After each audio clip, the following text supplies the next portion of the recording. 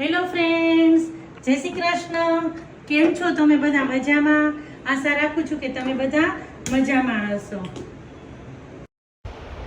રવિવારનો દિવસ હોય એટલે આપણને એમ થાય ફૂલ થાળી બનાવીએ, અને રવિવારે આપણે વધારાનું કામ કરીએ એટલે એમ થાય હળવી થાળી બનાવીએ. તો મેં આજે હળવી થાળી બનાવી છે, વધારાના કામ કાઢ્યા હતા ને એટલા માટે. હવે જો અહીંયા વેજીસ કટ કર્યું છે અને વેજીસ બાફવા મૂક્યું છે. તો એમાં ફ્લાવર છે, ફણસી છે, બટેટું છે અને માટીનું વાસણ લઈ લીધું છે ગરમ પાણી મૂકીને. હવે વેજીસ બફાય છે ને ત્યાં આપણે બનાવી લઈ જીરા રાઈસ. અને મારા કિચનમાં તો તમને ખબર છે કે 2 કલાક પહેલાં ભાત પલળી ગયા હોય છે. હવે મૂકી દીધું છે જીરું, સૂકું મરચું, લીમડો અને હિંગ મૂકીને જીરા રાઈસનો વઘાર કર્યો છે. એમાં થોડા એવા નાખ્યા છે વટાણા અને ઉપરથી નાખ્યા છે લવિંગ. લવિંગનો ટેસ્ટ બહુ સરસ આવે. આને વઘારમાં ને આપણે ઉપરથી નાખીએ ને તો સરસ લાગે.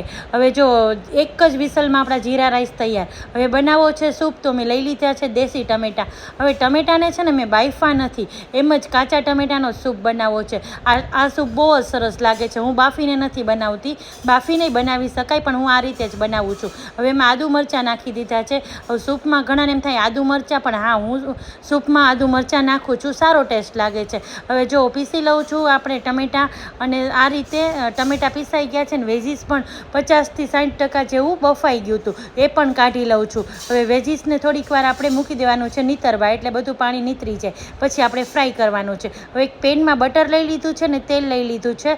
1 જ ચમચી તેલ અને 1 ચમચી બટર, હિંગ મૂકી અને આપણે જે ટમેટો પ્યોરી બનાવી હતી એ નાખી દીધી છે અને પાણી નાખી દીધું છે અને સૂપ મૂકી દીધો છે ઉકળવા. હવે એમાં નાખ્યું છે બ્લેક પેપર, એટલે કે કાળા મરીનો પાવડર નાખ્યો છે, મીઠું નાખ્યું છે, જીરું પાવડર નાખ્યો છે અને આ રીતે જો કાશ્મીરી મરચું નાખ્યું છું. હવે ડાયરેક્ટ આપણે સૂપમાં નાખીએ ને તો ગાંઠા પડી જાય, એટલે થોડું એવું આમાં ઓગાળી લીધું છે ચમચામાં અને નાખ્યું છે. હવે સૂપને આપણે ઉકળવા દઈએ.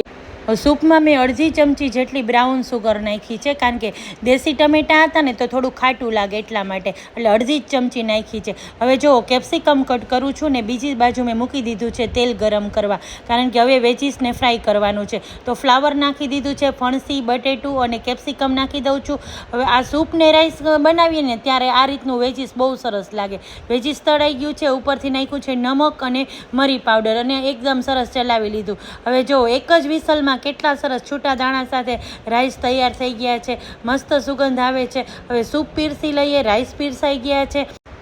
બાઉલમાં સૂપ પીરસી લઉં છું અને ઉપરથી મેં છે ને ફુદીનાના પાનથી ગાર્નિશ કર્યું છે. સરસ લાગે. ફુદીનાના પાન આપણે નાખીએ ને પીવામાં આવે ને તો મજા આવે.